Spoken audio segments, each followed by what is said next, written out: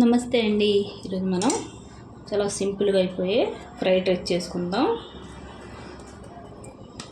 Fried రైస్కి అయితే నేను ముందు నూనె పెట్టుకున్నానండి.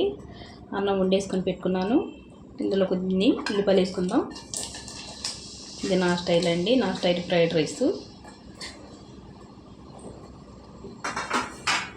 కొద్దిగా వేగాలండి ఉల్లిపాయలు.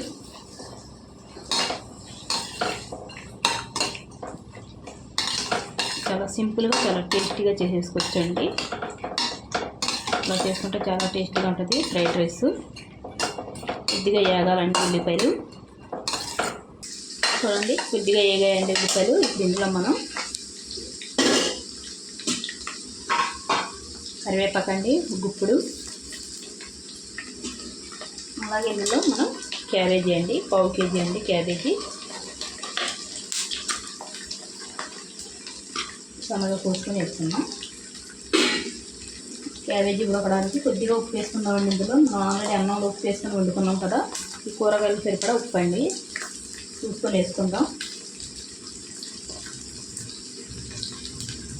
ఇదైతే బాగా కలిపేసుకుందాం, ఉప్పు కలిసేలాగా.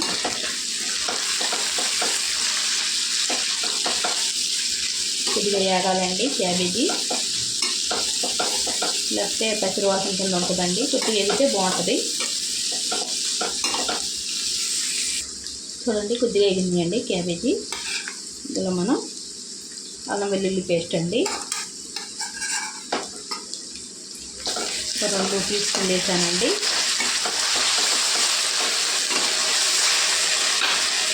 కొద్దిగా వేగాలండి అల్లం వెల్లుల్లి పేస్ట్.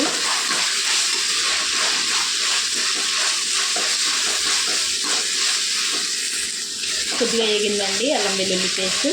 మనం ఇందులో పచ్చిమిరపకాయలు వేసుకుందాం. 4 పచ్చిమిరపకాయలు అండి, పచ్చిమిరపకాయల కోసం వేసుకున్నాను. చూడండి, కొద్దిగా వేగిందండి పచ్చిమిరపకాయలు వేగినాయి. ఇందులో మనం 3 క్యాప్సికం అండి, 1 క్యారెట్ అండి సన్నగా తరుగుతున్నాము, కోసుకున్నాను. ఇది వేసేసుకుంటాం. ఇష్టం అండి, నేను వేసుకోవచ్చు. ఇందులో ఎక్కువ కూరగాయలు తినాలంటే ఎక్కువ వేసుకోవచ్చు, తక్కువ తినాలంటే తక్కువ. ఇవి కూడా కొద్దిగా మగ్గాలండి, క్యారెట్ క్యాప్సికం. చూసారా, కొద్దిగా మగ్గితేనే బాగుంటుందండి మనకి ఫ్రైడ్ రైస్. కొద్దిగా మగ్గించుకుందామండి మనం కూరగాయలు. చూడండి, కూరగాయలన్నీ వేగిపోయాయి. ఇందులో మనం కొద్దిగా కారం వేసుకుందాం.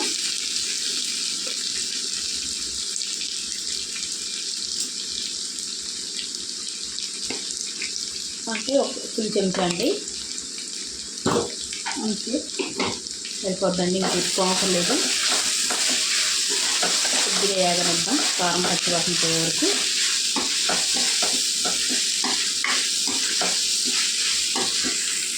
కారం వేగిపోయిందండి.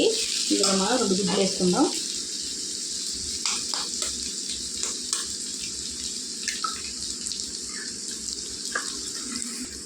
చూడండి, 2 గుడ్లు వేసుకున్నాను.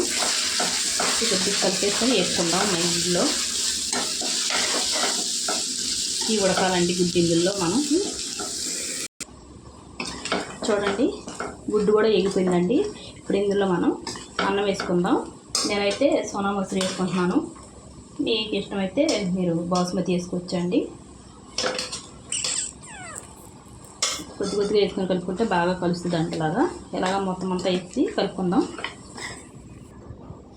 చూడండి, ఇలా కలిపేసుకోవాలండి. చూసారా, టేస్టీ అయిన ఫ్రైడ్ రైస్ రెడీ అయిపోయిందండి. చాలా సింపుల్గా చేసేసుకోవచ్చు మనం. కూరగాయలు ఉంటే కూరగాయలు ఎక్కువ వేసుకుంటే టేస్ట్ కూడా చాలా బాగుంటుందండి.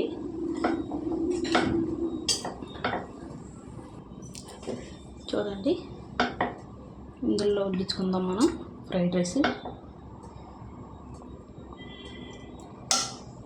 అలాగే ఇందులో మిల్ మేకర్ గ్రేవీ కర్రీ అండి. ఇందులో చాలా టేస్టీగా ఉంటుంది. ఈ ఫుల్ వీడియో పెట్టానండి, కావాలంటే చూడండి. చూసారా, అంత టేస్టీ అయిన ఫ్రైడ్ రైస్ రెడీ అయిపోయింది. మిల్ మేకర్ చూసారా ఎంత బాగుందో ఈ గ్రేవీ తోటి. ఇట్లా కలుపుకొని తింటే చాలా టేస్టీగా ఉంటుంది. చాలా వేడిగా ఉందండి.